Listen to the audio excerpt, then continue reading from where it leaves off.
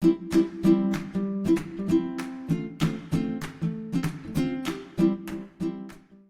friends, and welcome back to Leading the Early Years for the Future. I am your host, Amie Fabry, and today I am absolutely delighted to be speaking with Blake Stewart, who is a lecturer, a new author, and the Director of Engagement at Reimagine Australia. Blake describes himself as an active advocate for early childhood supports and the inclusion of all children, particularly those with disabilities, developmental differences, or neurodivergence. Blake, it is such a joy to talk to you today. Thank you for joining me. Thank you for having me. I'm very excited. Me too.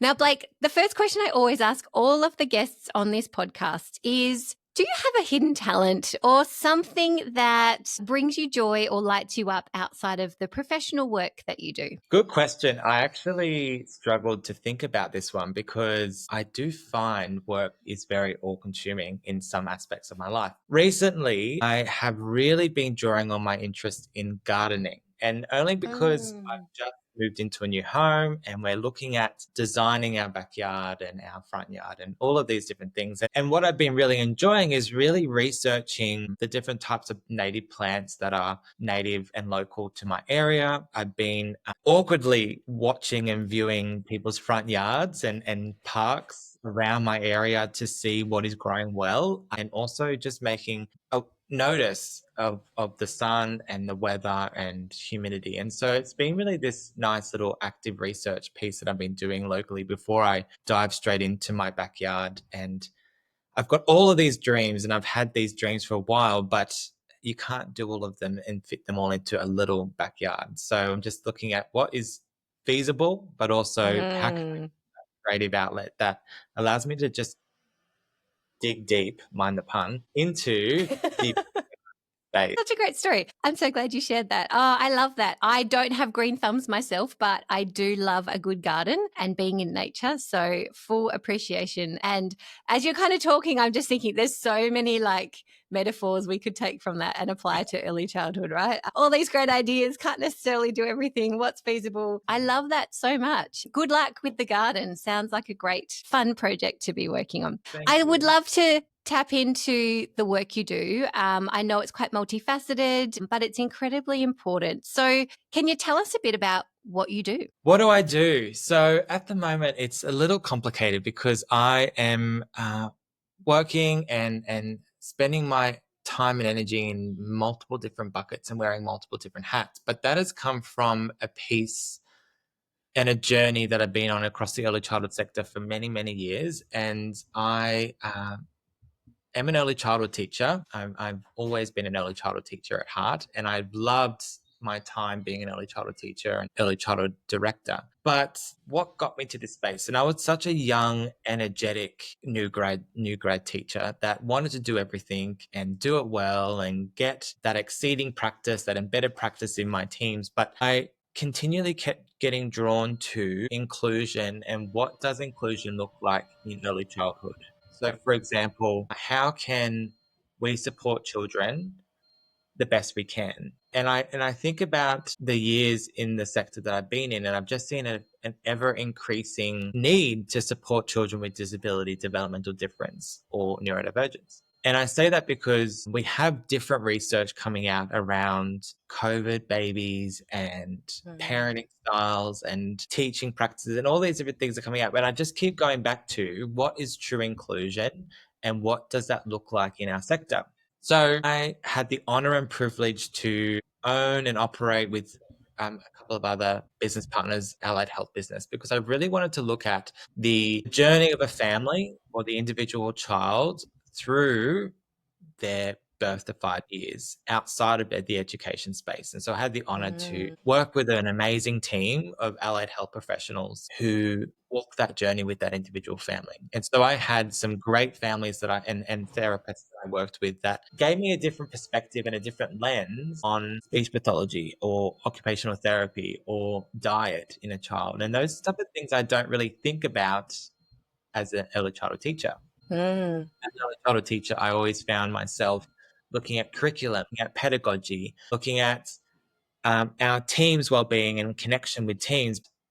I am not a parent. I was a young, 25-year-old early childhood teacher director, and did not have the perspective of the home or what the home looked like or transitioning into the service. So all of that made me really acknowledge that home and where that child's sense of being is in the community, in their early childhood service, made me really think about the goals we were setting and the way we were building relationships and supporting the child and family holistically. So saying that, I dug into research, I dug into networks, and I transitioned out of my role in this allied health clinic into some lecturing, casual lecturing across a couple of universities. And I've really enjoyed being able to bring research to life with lecturers and academics, but also to the pre-service teachers who are in the lectures or in the tutorials, etc. And alongside that, I had the honour and privilege to work with Reimagine Australia, which formerly known as the Early Childhood Intervention Australia national peak body for early childhood intervention. And I started with them after they released the best practice guidelines in 2016 for the early childhood approach with NDIS. I was in the back end of that and just looking at how that was being delivered and addressed across disability, medical, allied health, and education sectors. So, with my lecturer hat on and with my role at Reimagine Australia, I've had this really great perspective on how we support children and families individually across the multiple sectors. And I've been doing a lot of consultation work with all of those different sectors for different projects with Reimagine Australia. So the team at Reimagine Australia developed this Facebook group called the Child Kind Community Group, which is a group where we have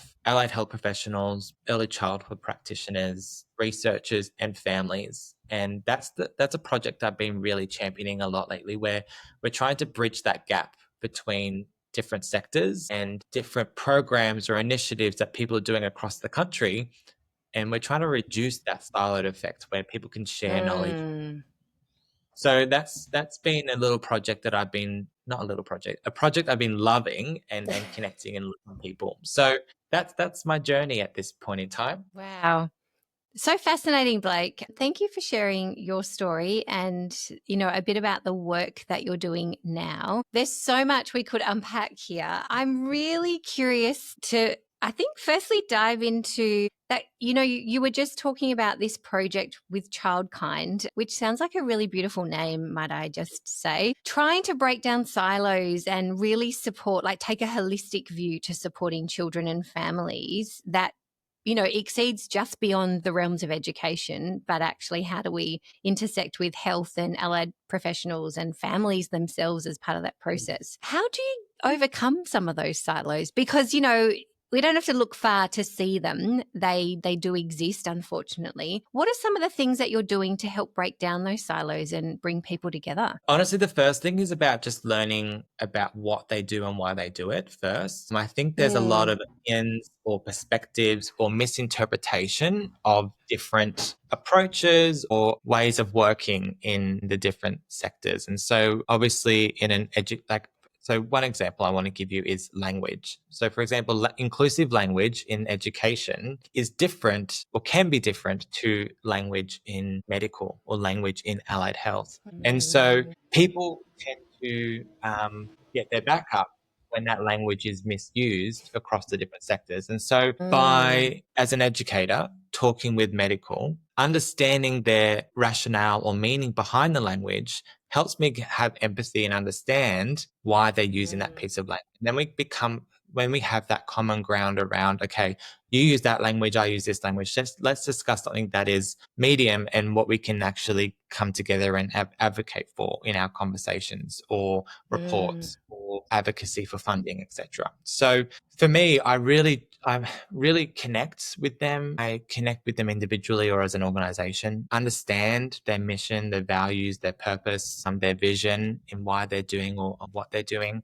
And then discussing, all right, how can this connect with what I'm doing or what the organization I'm representing is doing to then have a common path moving forward in that. And there's the things that I've learned from a speech pathologist, occupational therapist, psychologist, a dietitian. Those things are so amazing that need to come into education, but also education can bring some amazing things to these practitioners as well. So Mm. we're all valued, and I think we all should be valued at the same level rather than a hierarchy effect, if that makes sense.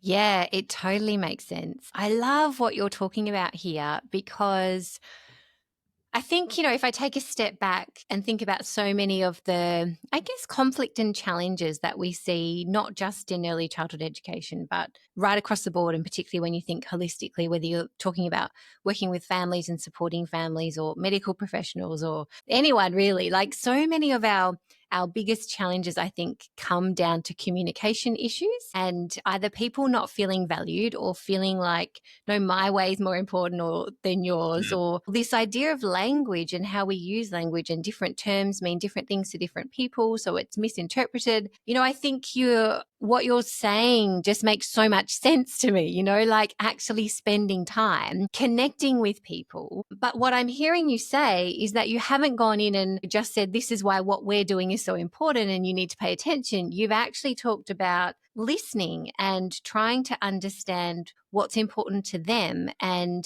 the language they use and what meanings they attach to language. Having, you talked about having empathy for the work they do and connecting to understand. That's really powerful, really powerful. What do you see as a result of those kinds of conversations and by taking the time, whether it's families, whether it's allied health professionals, whether it's somebody else, like what do you see come from taking that time to listen and to understand and talk about language? So from a localized level, so let's look at an individual child or family. We see this team that becomes the care team within that family unit. So we have the family, Mm, we have the educators, we have the therapeutic team that are with that child, and we see better outcomes for that child. Research mm, is blowing up around all of us having the same approach, the consistency and predictability. It's trauma informed, it's strength based, it's child centered, it's person centered. So when we have that time to connect and understand everyone's perspectives and when I say motives, I mean motives towards supporting that child and family, we mhm, see a greater outcome for children, that individual child and that family. When we look at a mm, national level or a state level, like a larger population, we see again the ability to have a more coherent and consistent approach to how we work towards supporting a wider range of children or a community, or the uptake of skills or strategies across the different disciplines. So I know from my perspective, I have learned and taken away so many different new strategies and skills from a speech pathologist or from a dietitian, as an example, that I would mm, have thought prior was very clinical or medical, but it's actually when you give that play-based lens that an educator or a teacher brings, there's actually some really great outcomes to that child and to that family or to my own practice. And mm. so as an early childhood teacher has changed immensely by learning and listening and valuing other people's perspectives as well. That's so beautiful. Like I think we often talk about being lifelong learners as educators and wanting to kind of instill, a love of learning for our children. It's such a good reminder, I think, that, we can be really amazing practitioners, but we can still learn from so many other people, right? And, which is what you're talking about. And even when we look at our allied health professionals, like they have a different skill set and different knowledge set than we might have as educators, but there are things that we can learn from them which are going to enhance our practice and really support inclusion for different children. And the reality is, like, no two children are alike, right? There's so much difference. Even when we look at ourselves as adults, we're also incredibly different. And I think, what I love about the work that you're doing and championing is that every child does deserve the right to access to quality care and education, but to actually thrive as a human being. And that includes, to be growing up in a family that feels supported within a community where there's lots of support around for that family and that child, and, you're creating environments where people talk, they say it takes a village to raise a child. And I've been reflecting a lot recently how far we've moved away from that kind of model of a Mm. village, and parents often feel like they're doing everything on their own and there's little support. Educators can feel like they're doing everything on their own and there's little support, and I think the more that we can create these opportunities to work in partnership, like really genuine partnership, where, like you're describing, where we're not just sharing what we do, but we're actually listening and learning from each other, we can actually build a community around a child, build a team where other people feel supported and heard and valued and respected for the perspective and knowledge and role that they bring to that child's life. That's really powerful, really powerful. Like, I'm just so in awe of the work that you're doing. It just sounds so impactful and so profound, particularly when we think about our children who do experience, disadvantage, developmental delays, disabilities, neurodivergence. I think there's never been a better time for us to be open to learning and listening to others, because not everyone's perspective is like ours. And I think the sooner we kind of become okay with that, I think we could move so much quicker, right? In terms of, really genuinely supporting every child and family to thrive. Absolutely. I completely agree with you. And I think the sector, the early childhood sector specifically, are very open and have got their ears to the ground, listening and learning from people. And I think over the last couple of years, there's been a shift towards understanding what true inclusion looks like. And the CEO of Reimagine, Yvonne, calls it the inclusion confusion, and she wants to label that somehow and then discuss that further. But we just have this inclusion confusion because sometimes we bring inclusion to the forefront of our discussions or our practice, but actually it still has an underlying ableist or discriminatory impact because we're not truly aware of what inclusion looks like. Also, inclusion Mm, is so broad with so many different perspectives that it can be like I might be conducting myself in an inclusive way, but it could be still interpreted differently by somebody else. And so that's why I really mm, want to unpack that we're listening and we're learning from others rather than I'm conducting myself in a way that I think is true and what is right. I need to still be listening and learning from other people. And I could come into these mm, with the research says this or my experience does this, but I want to try and humble myself and learn from other people's perspectives before mm, bringing that research or bringing that new practice or best practice, as people say, in, because people may think they're doing the best thing they can in the space they have, in the resources, in the time constraints, in the parameters they're in, and that's the mm, best they do, and we need to acknowledge that and celebrate that. And I think all of us coming into the sector or into our practice with children and families are doing it, or I hope are doing it with the right intent. And I think when we're trying to do it with the right intent, that's the best we can do in that time. mm, And I think about myself 10, 15 years ago in the sector. It hurts me to think about the way I conducted myself as an early childhood teacher then when what I thought was best practice or evidence based to what we know now. And I about the children that I was teaching or engaged with who had a disability or developmental difference or neurodivergence. I think about I was not a good teacher for them. I was not a person who supported them holistically or was able to really encourage how to best support their connections with the broader community. I thought I was doing great mm. the moment. Now I think about that that hindered everything, and it hurts to think back and reflect on that. And I think about if I was me going back to younger Blake, I would think that he's doing his best in the time and the space and the knowledge he knows. That's amazing. Let's just move that like 1% more. And I think about the Mm. 1% change. And I think that's Atomic Habits book. I forget Yep. the author, where I just think that let's move 1% closer to inclusion if we can, rather than trying to leap 15 years of learning and practice and failures and mistakes forward. Sorry, that was a bit of a digress. No, that's great. It's so good, Blake. I'm reflecting on what you're talking about, and I think, whether it's inclusion or another aspect of practice, I think we all look back and cringe on the things that we did, because the reality is hopefully we're all still learning and growing, and the more we learn and grow, the more we can, make those 1% adjustments, regularly, as opposed to trying to be an educator that we're not yet. So I really appreciate that you're recognizing that, because I think there's so many educators who would be thinking, I'm not doing enough. The reality is we do the best at the time with what we know, and the resources available to us. But I love that we can all keep learning, and I think really value and appreciate that you're saying we don't necessarily have to go off and do another degree, or read all of the research. We'll keep learning, but so much of the learning we can do is actually tapping into the perspectives around us.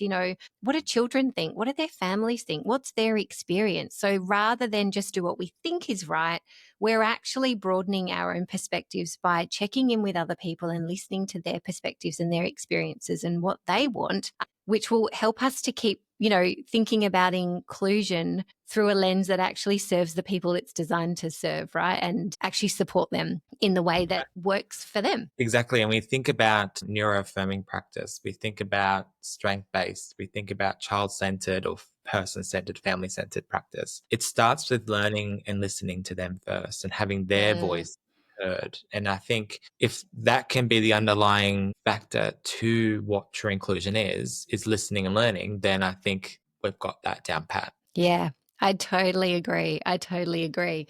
Earlier, we mentioned advocacy is a big part of your role as well. And I know you describe yourself as being an advocate. What does that look like for you in the work that you do? So from my many hats and many roles, I think there's a lot of common themes in my advocacy. And the first one would be language. I think my own professional learning and professional journey, language is something that I try and be at the forefront of what best practice or recent new language is. And so that is listening to communities who represent the different communities in inclusion. That is listening and researching the current research around what language or best practices or affirming language looks like. And so when I'm in those day-to-day conversations with students or with other educators, or I'm on placement visits in other services, or I'm in my day-to-day meetings, that's when I bring language into those conversations. There's times where I might stop someone and say, let's just unpack that language, what we're saying, and let's talk about what the current language is. Or there's other times where I'll let it slide, but I will keep bringing it up in my own conversation. And I think, again, language is ever changing, and it's always being renewed or refreshed or advocated for. And I think across my years in my career, again, I know my language has evolved or changed, and I thought I was doing the right thing, but actually, well, it wasn't. So I do put that disclaimer in when I have these conversations. So advocacy starts with language.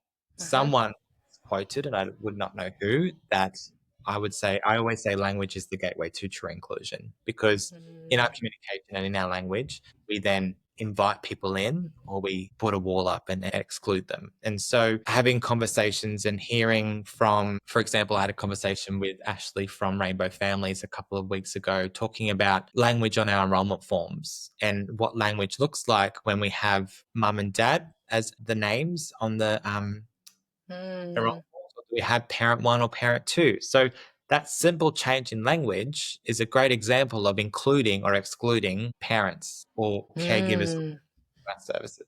The other piece of advocacy I have is listening and learning from other sectors and building on a co-design body of work, rather than just assuming that's what is going to be needed for the sector, or needed for our community, or needed for the people we work with. And so I've really learnt in my role with Reimagine Australia the value of co-design, and within co-design, you invite people in to then have the opportunity to have their voice or have their perspectives on the initiatives of the work we're doing at Reimagine Australia. And I've been doing that also in my classroom, in lecture halls, in my tasks, in my day-to-day work as well. And I found it's empowering others to have a voice or have an opportunity to be invited in, rather than the task, or this is what we need to do now, go do it. Yeah. That's brilliant. I love those two examples. I think often when we think about advocacy, like we see some really outward facing, amazingly strong advocates in the sector. And we've seen some of the incredible reform shifts that are coming out as a result of advocacy. But I love what you're talking about, because it doesn't mean you need a microphone or a soapbox or, to be really public facing, but you're talking about advocacy in the day-to-day work that you do, talking about language, paying attention to the language that we use, and again, asking people to unpack that with you in a conversation, or using, the language that is actually preferred, as opposed to just letting it slip when people use different language that perhaps is not actually as affirming. And this idea of co-design, like coming back to bringing people together, breaking down silos, giving people a voice. We don't often think about advocacy as listening, right? Like it's often, what am I saying to champion, inclusion and all children and families. So I actually just really love hearing your perspective and hearing the work that you do as an advocate, which doesn't all have to be about us as leaders doing all the talking, saying all the right things and trying to convince people of anything. But you're actually talking about the complete opposite, listening and valuing the perspective of others, empowering other people, and really spending time unpacking language so that we're coming from a common place. That's really powerful, Blake, like really powerful. Thank you. Kind of fell into that space, but I think from what gives me true joy, as I'm going to say it, in Mm. in my work is being able to facilitate those conversations where there's no agenda, there's no we need to get this task done, there is because we need to respect people's time, but there's a space where people can have those conversations. And I think when I can jot down the perspectives or record those perspectives and then bring that into pieces of work that I'm doing and allowing the people to voice their perspective has just been an honor to listen and hear what people are going through in their own backyards, in their own services, because when you bring that quote or that voice to whatever piece of work I'm doing is way more powerful than saying quote from research in 2005, Yeah. being able to draw on those perspectives in the work that I'm doing has been quite lovely. And I think about a project I did with Reimagine, and it's around the foundational supports, NDIS stuff that's been happening. There was some invitations to write a discussion paper for Department of Social Services. So I had the opportunity to lead Reimagine's discussion paper project, and we invited our Reimagine community in to be involved in that discussion and that conversation. And we thought we'd just have like a little working group, little task force that would just help me gather perspectives from different representations of community across the country. And we ended up getting like 135 people wanting to be part of this working group. And Wow. so we were like, how do we exclude someone from this working group? So the Reimagine team, we decided to actually have a co-design tribe, and we called it a co-design tribe of 135 people to be involved in this conversation. And obviously capturing that in data collection was a lot because there's lots of voices and lots of Yeah. perspectives, but it really helped give me more understanding of where people sit and people's interpretations of that particular project. So my piece of advice out there is when people want to be involved or have a voice, let them in. It may just be sentence. It may be sitting and listening, reflecting, and then coming back a week later to then talk about their reflection. It may be the loudest person in the room, but allowing everyone to feel included in that decision making or that discussion is true inclusion. And I think about my time in services with trying to capture family voice or trying to capture family feedback or trying to drop off and pick up. There's always that one family coming through and they're always wanting to talk. Like, let them and allow them to voice what they're going through or what they're experiencing within the service, because you may take away some things that could be part of that quality improvement or self-assessment process, whatever it is, policy review or other things. But that's what co-design is. And I think co-design allows us to capture people's perspectives in a way that everyone's an equal playing field, on an equal playing field, sorry. That's brilliant. And It's so important, isn't it? Often we think about, even if we take the example of, educators to families, I think we have to be really mindful of the power imbalances or perceived power imbalances. And I love this idea of co-design and, letting people have a voice when they want to have a voice. Like, because I think if we don't do that, and sometimes we can't, like, and, I do want to acknowledge things like time, or how do you actually navigate this when you've got lots of interest. But I think, in building really genuine partnerships at a local level, at a broader level, if people want to talk and we say no, like, where does that leave our conversations? And when we think back to, you're talking about language before, I can see that potentially we often end up with misaligned views of language and how we use language or what language means, because we don't have enough of these conversations, where we listen to different perspectives. And, I know why it happens. Everyone's busy and everyone's kind of got their own agendas, and there's a lot going on. So, yeah, I want to acknowledge that, again, this work that you're doing to listen, to give people a voice, even when you don't expect 135 and you're probably thinking, now, how do we manage that? But going with that, because it's not easy, I'm sure, but it's so necessary, to connect. And you were talking about hearing people's lived experience and how that's actually more powerful than a quote from research. And I think,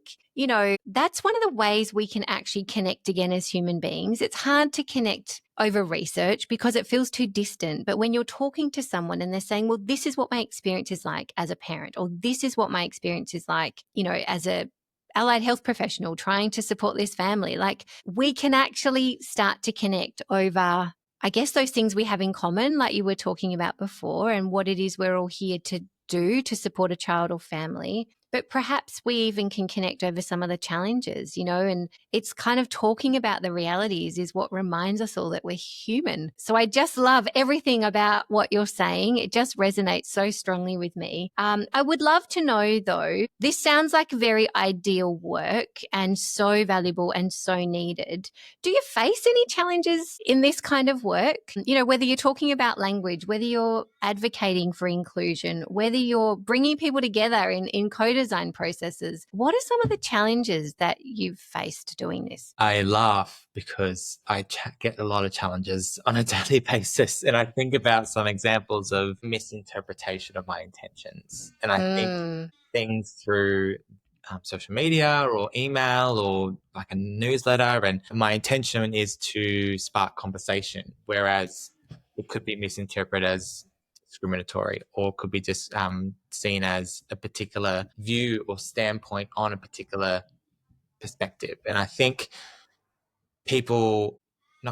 I need to learn to soften the language or the communication to invite people to have that view. And Yvonne, the CEO, helps me thank them for those perspectives rather than see it as an attack. So I think I'm growing to see these differing views or perspectives coming back as an opportunity to reflect, an opportunity to critically reflect on the communication that went out, but also uh, how it could be interpreted by different communities or different perspectives of people. So that's one. The other one is I just feel like championing the cause can sometimes be too big, and I feel exhausted, or I feel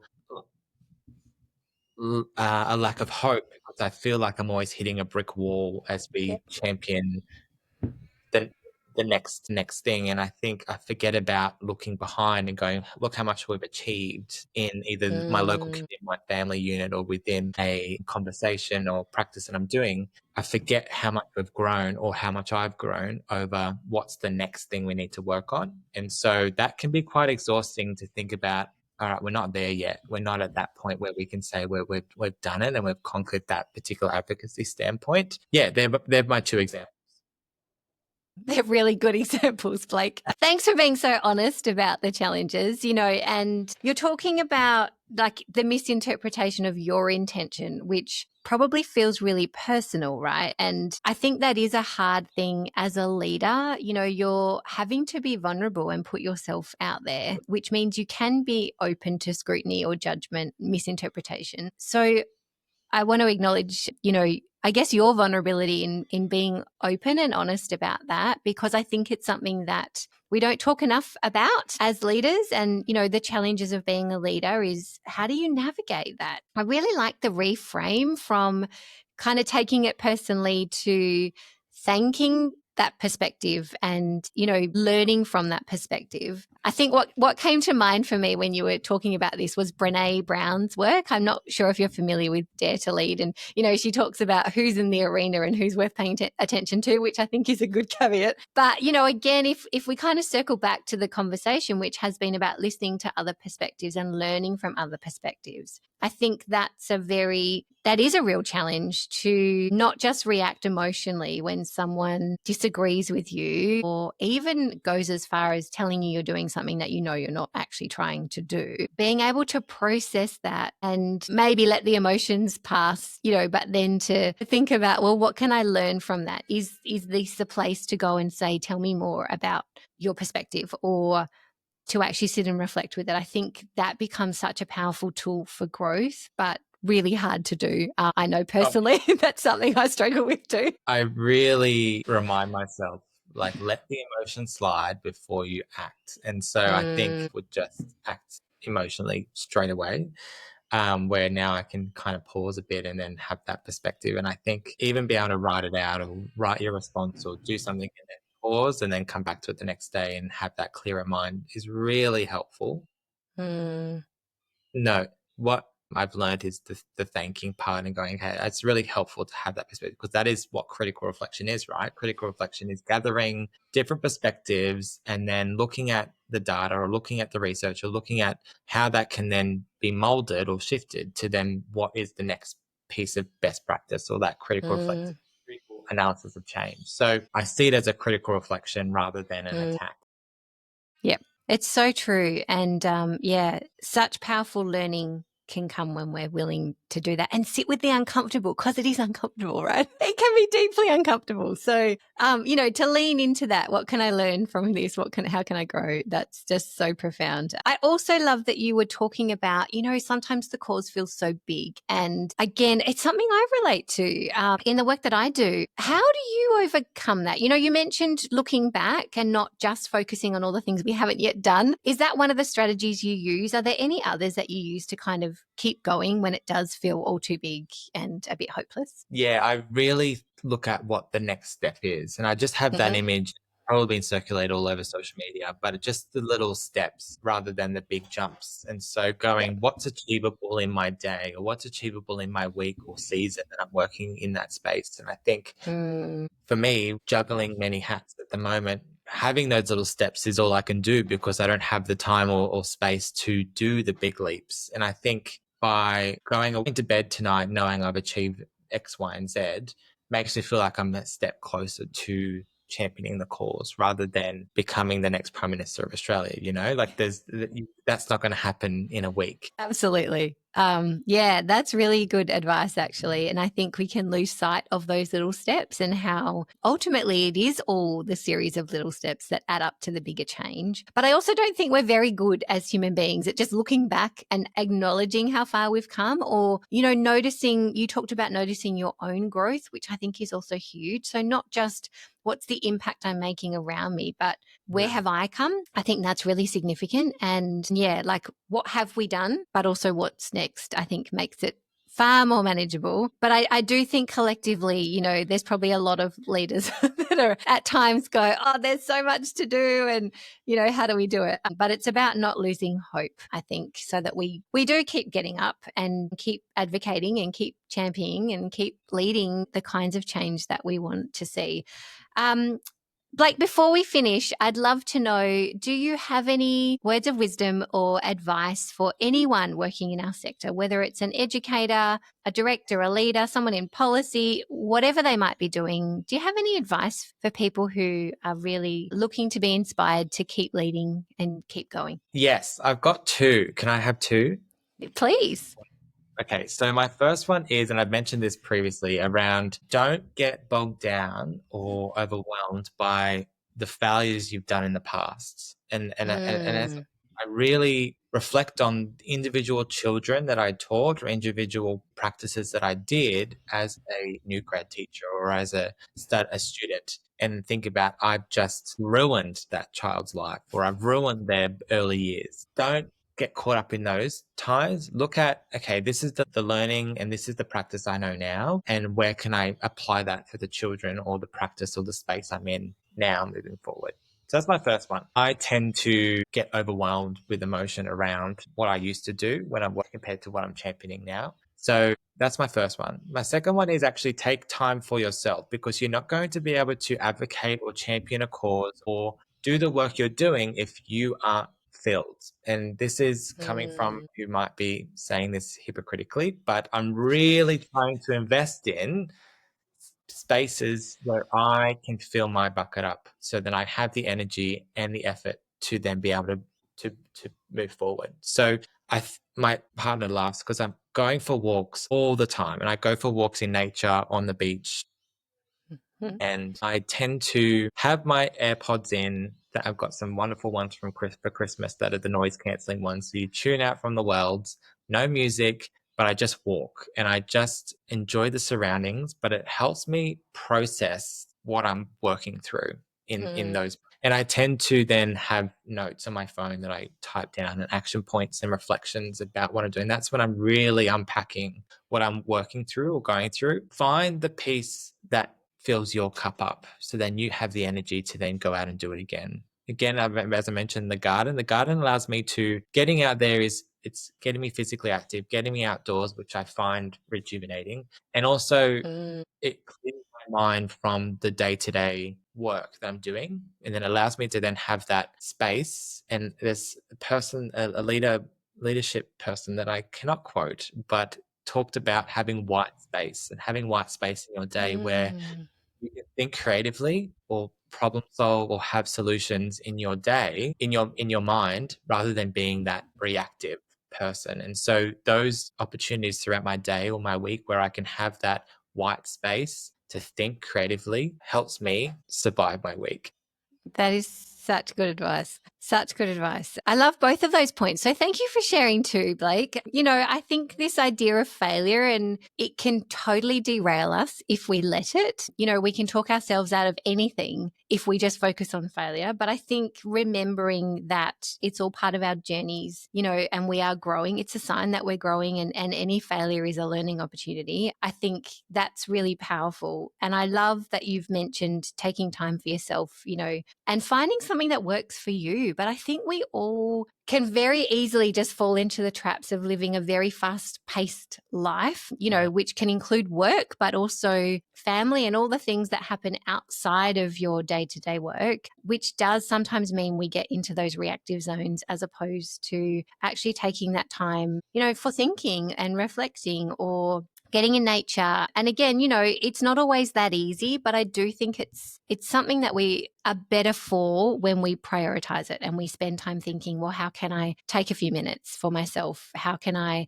slow down? How can I find some peace and some quiet, even if it's 10 minutes, or get into nature? And we'll have different things that work for us. But as you were talking about the white space, I remember hearing, and again, I can't quote this one because I can't remember who said it, but on a podcast, they were talking about music and,